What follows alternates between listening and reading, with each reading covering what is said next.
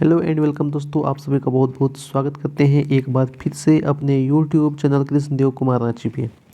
Friends, एक जो है एएलपी जो एग्ज़ाम फरवरी में होने वाला है 17 और 18 फरवरी को, उसके रिगार्डिंग जो है एक सीरीज हम स्टार्ट किए हैं पीवाईक्यू का, जिसमें 2024 में जो 15 सेट था वो सभी को आपको चैप्टर वाइज एकदम से आपको हम छाँट छाँट के करवाने वाले हैं कि कितना क्वेश्चन पूछा गया है कौन से चैप्टर से।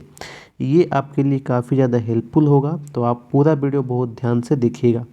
आज के वीडियो में हम लोग देखेंगे केमिस्ट्री का चैप्टर नंबर 1 पदार्थ। इस चैप्टर से जो भी प्रश्न बनेंगे, जितने भी आए हुए प्रश्न हैं, टोटल 18 क्वेश्चन आपको इस चैप्टर से मिलेंगे। एक दो न्यूमेरिकल वाला जो है वो हम लोग न्यूमेरिकल का एक अलग से करेंगे।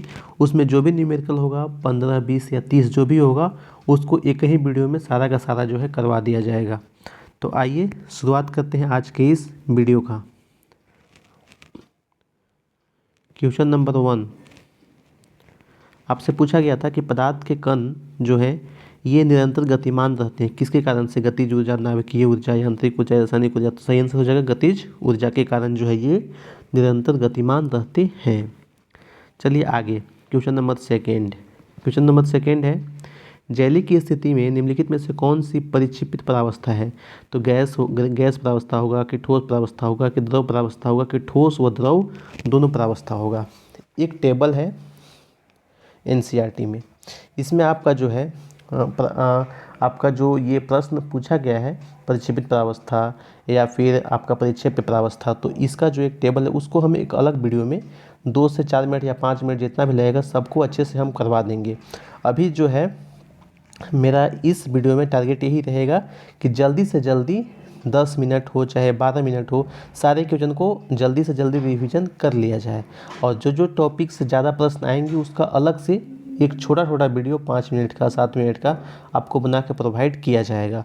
तो यहाँ पे जो है हम कोई भी जो है अलग से एक्स्ट्रा फैक्ट आपको यहाँ पे नहीं बताएंगे, इस चीज़ का आप लोग बिल्कुल ध्यान रखिएगा। तो यहाँ पे आपका हो जाएगा द्रव्य प्रावस्था। क्वेश्चन नंबर 3, निम्न में से कौन सा कथन गलत है? द्रव के कणों के बीच एक बल कार्य करता है, तो बिल्कुल ये तो सही है। दूसरा है, द्रव के कणों के बीच कार्यरत जो बल है उन्हें हम लोग एक साथ जो है ये बांधे रखता है, ये भी बिल्कुल सही कथन है। तीसरा है कि द्रव के कणों के बीच आकर्षण बल का सामर्थ्य स्थिर रहता है, चाहे द्रव्य किसी भी प्रकार का हो। नहीं, अलग अलग द्रव्य है तो उसके बीच में जो आकर्षण बल है उसका मॉलिक्यूल पे डिपेंड करेगा, तो ये वाला कथन जो है गलत है। अब ये भी सही है, तो आपका आंसर आपका ये वाला हो जाएगा। गलत कथन का यहाँ पे पहचान करना था। चलिए आगे, क्वेश्चन नंबर 4। ये भी क्वेश्चन डायरेक्ट उसी टेबल से है। एक टेबल आपको हम करवाएंगे, इसका वीडियो आज या कल तक हम अपलोड करने का प्रयास करेंगे और अपलोड कर भी दिया जाएगा, ठीक है। देखिए, निम्न में से कौन सा इमल्सन का एक उदाहरण है बताना है। तो इमल्सन का उदाहरण कौन सा हो जाएगा? तो ये फेस क्रीम हो जाएगा। ये डायरेक्ट आपको जो है ना दिया हुआ है, तो वहाँ से डायरेक्ट आपको जो है इसको टिक लगाना है। क्वेश्चन नंबर 5 क्वेश्चन कहता है कि निम्नलिखित में से कौन सा विकल्प निलंबन के गुणधर्म को नहीं दर्शाता है? 4 दिया हुआ है कथन आपके सामने, देखिए। पहला है, निलंबन के कण इसके गुजरने वाली प्रकाश की किरण को फैला देते हैं, तो ये वाला जो है आपका बिल्कुल सही है, ठीक है। इसके बाद दूसरा क्या कहता है? ये आपका सही है। दूसरा कहता है निलंबन के कणों को आँखों से नहीं देखा जा सकता है, ये वाला जो है आपका गलत है। तीसरा कहता है निलंबन प्रकृति में अस्थायी होता है, तो ये वाला भी बिल्कुल सही है। तीसरा है निलंबन एक विसमांगी मिश्रण है, तो ये भी बिल्कुल सही है।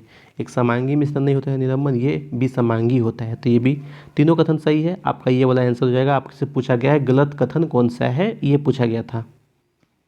क्वेश्चन नंबर 6, ताप का, देखिए इसमें क्या है ना कि कुछ जो है आपको लैंग्वेज बेस्ड ही प्रश्न सारे आए हुए थे मैक्सिमम इस चैप्टर से। आपको देखिएगा तो अधिकतर प्रश्न जो है स्टेटमेंट दे करके पूछा है कि इनमें से मतलब कि कौन सा कथन जो है सही है या फिर कौन सा कथन गलत है। इस प्रकार का प्रश्न आपसे ज़्यादा पूछा गया है, तो कुछ आपको जो है इसी प्रकार से पढ़ने का जरूरी है थ्योरी को। ताप का विसरण की दर पर क्या प्रभाव है? यह तापमान बढ़ने के साथ साथ बढ़ता है। आपको बताना है। तो क्या सही होगा? तो हाँ, ये वाला जो है आपका बिल्कुल सही हो जाएगा, यही वाला सही है। अब बाकी सब गलत होगा। तापमान बढ़ने के साथ घटता है तो नहीं, बढ़ता है, गलती है। विसरण की दर पर ताप का कोई प्रभाव नहीं पड़ता है तो बिल्कुल प्रभाव पड़ता है, ये भी गलत है। इनमें से पहले वृद्धि होती है फिर कुछ समय पश्चात कमी हो जाती है, ये भी कथन बिल्कुल ही गलत कथन है। पहला नंबर जो है ये सही हो जाएगा। चलिए आगे बढ़ते हैं। अगला कथन आपका है नेक्स्ट कि जो स्पेचुला है, स्पेचुला में नेपथलीन को जलाने से क्या प्राप्त होता है? तो जो स्पेचुला है इसमें अगर हम लोग नेपथलीन को जलाएंगे तो हम लोग को कैसा मिलेगा? कज्ज्वली प्रकाश मिलेगा, लाल ज्वाला मिलेगा, स्वच्छ ज्वाला मिलेगा या फिर पीला ज्वाला मिलेगा। बताइए कौन सा होगा सही? तो यहाँ पे आपका सही हो जाएगा पीला ज्वाला। आप लोग जो है इस 18 क्वेश्चन है इसको आप लोग चाहिए तो एक जो है क्विज के जैसा लेने का प्रयास कीजिएगा। पहले आप लोग खुद से आंसर देखिए, ए होगा, बी होगा, सी होगा, डी होगा। फिर जो है हम जो है उसको आंसर बताएंगे तो उसको आप लोग जो है मिला सकते हैं। तो एक पेज में आप लोग लिख सकते हैं। टोटल 18 क्वेश्चन जो है पदार्थ चैप्टर से पूछे गए हैं, तो सारे प्रश्न को हमने इंक्लूड किया है। इसको आप क्विज की तरह ले तो ज़्यादा अच्छा रहेगा। क्वेश्चन नंबर 8, निम्न में से किस यौगिक का उपयोग जो है किस यौगिक का उपयोग सोडा अम्ल अग्निशामक में किया जाता है? किसका किया जाता है? अग्निशामक में किसका उपयोग होता है? सोडियम कार्बोनेट का, सोडियम बाइकार्बोनेट का, सोडियम क्लोराइड का कि विरंजक चूर्ण का? तो सही आंसर याद रखिएगा, सोडियम बाइकार्बोनेट का यूज होता है।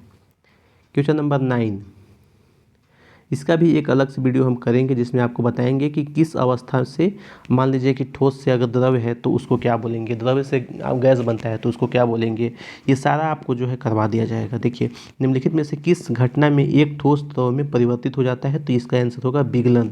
ठीक है, इसका विगलन हो जाएगा। इसके बाद में क्वेश्चन नंबर 10, क्वेश्चन 10 कहता है कि निम्न में से कौन सा विषमांगी मिश्रण का एक उदाहरण है? विषमांगी मिश्रण, तो देखिए जल में घुला हुआ लवण तो ये तो समांगी है, जल में घुला हुआ कॉपर सल्फेट का चूर्ण ये भी समांगी है, जल में घुला हुआ चीनी ये भी समांगी है। देखिए जल में घुला हुआ तेल, तेल कभी भी जल में घुलेगा नहीं, तो ये कैसा है? ये जो है एक जो है विषमांगी मिश्रण का एक उदाहरण है। क्वेश्चन नंबर 11,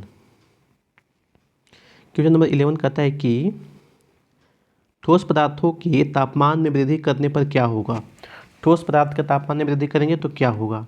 तो अगर हम लोग जो है ठोस पदार्थ के तापमान में वृद्धि करेंगे तो क्या होगा? 4 ऑप्शन दिया हुआ है। कणों की गतिज ऊर्जा बढ़ जाएगी, दूसरा है ठोस पदार्थों का आकार समान रहेगा, ठोस पदार्थों पर तापमान का कोई प्रभाव नहीं पड़ता, कणों की गतिज ऊर्जा कम हो जाएगी। बताना है। तो गतिज ऊर्जा कम नहीं होगा, गतिज ऊर्जा ज़्यादा बढ़ जाएगा, ये वाला सही होगा। तो बाकी ये सब क्या है? कथन गलत है, क्योंकि हम लोग को सही यहाँ पे मिल गया। ठीक है, इसमें सही ही चुनना है। चलिए आगे, निम्नलिखित विकल्पों में से कौन सा कोलाइड जो है ये आपको बताना है कि फॉर्म का सही उदाहरण है।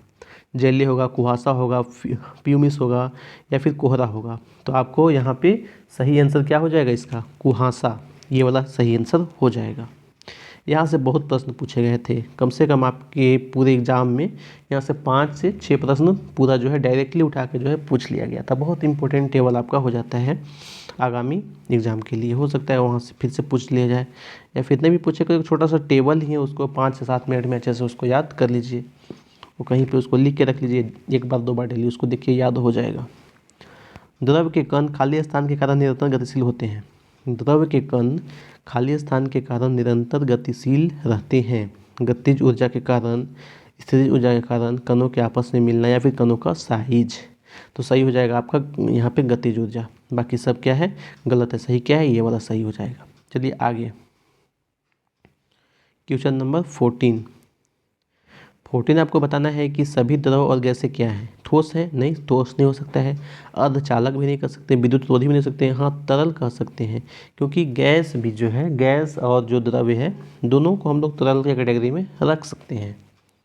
इसके बाद क्वेश्चन नंबर 15 नंबर प्रश्न कहता है कि निम्नलिखित में से कौन सा द्रव्य कणों का गुणधर्म नहीं है? बताना है कि कौन सा जो द्रव्य है या द्रव्य के कणों का गुणधर्म नहीं है, किसका नहीं है, आपको बताना है। पहला है कि द्रव के कण अस्थायी होते हैं, द्रव के कण अस्थायी रहेगा जैसे ठोस का रहता है, नहीं ये नहीं रहेगा। तो पहला ही तो गलती हमको जो है मिल गया। तो सही तो आंसर यही हो जाएगा। आगे आप पढ़ के देख सकते हैं, द्रव के कणों के बीच रिक्त स्थान होता है। हाँ, द्रव है चाहे ठोस है चाहे गैस है, रिक्त स्थान तो होगा, भले ही ठोस में कम होगा, द्रव में उससे अधिक होगा, गैस में उससे अधिक होगा, लेकिन सभी के कणों के बीच में रिक्त स्थान होना ये कंपलसरी है। द्रव के कण एक दूसरे को आकर्षित करते हैं, ये भी सही है। द्रव के कण निरंतर गतिशील रहते हैं, ये भी सही है। इसके बाद क्वेश्चन नंबर 16। क्वेश्चन नंबर 16 आपका कहता है कि निम्न में से कौन सा विकल्प परासरण का उदाहरण नहीं है। बताइए परासरण का उदाहरण कौन सा नहीं है। परासरण हो गया, विसरण हो गया, इसका अलग से कहिएगा तो वीडियो एक बना के हम आपको प्रोवाइड कर देंगे, ठीक है। तो आप लोग कमेंट जरूर कीजिएगा अगर वीडियो चाहिए होगा तो। पानी में भिगोने पर किशमिश का फूलना पहला है, तो ये तो सही है। जीवित कोशिका के अंदर और बाहर O2 और CO2 का संचलन, ये भी सही है। पौधे की जड़ों द्वारा जल का अवशोषण, ये भी सही है। फिर ये है एक कोशिकीय स्वच्छ जल में पाए जाने वाले जीवधारियों द्वारा जल प्राप्त करना, ये वाला कथन जो है आपका गलत है, तो गलत ही यहाँ पे चुनना था। तो ये वाला आंसर सी यहाँ पे आंसर आपका सही हो जाएगा। चलिए आगे क्वेश्चन नंबर 17। निम्न में से कौन सा कथन निलंबन के संबंध में सही है। 4 कथन आपको दिया हुआ है। पहला कथन कहता है कि निलंबन एक विसमांगी मिश्रण है, तो सही है ये वाला। निलंबन के कण आँखों के लिए अदृश्य होते हैं, नहीं आँख से इसको हम लोग जो है देख सकते हैं, ठीक है। निलंबन का कण जो है इसको आँख से देखा जा सकता है। निलंबन के कण आँखों के लिए अदृश्य होता है। फिर है निलंबन एक समांगी मिश्रण है, तो आपको लगता है फिर आपको यही वाला से जाना होगा, क्योंकि निलंबन का कण जो है ये आपका जो है एक तरह से विसमांगी में से समांगी कभी भी नहीं होगा, तो आपको यही वाला रास्ता जाना होगा। कोई कोई कंडीशन में है कि अदृश्य होते हैं, तो ये आपका जो है फिर सही हो जाएगा। ऐसे निलंबन का जो कण है ये तो हम लोग देख पाते हैं, जैसे बालू हो गया, कंकड़ हो गया, पानी हो गया, इसका मिश्रण तो देख पाते हैं, तो ये आपका जो है होना चाहिए था। फिर भी जो है आपके जो यहाँ पे ऑप्शन है तो ये वाला सही ज़्यादा हो जाएगा, एक्यूरेट। इसके बाद में 18 नंबर,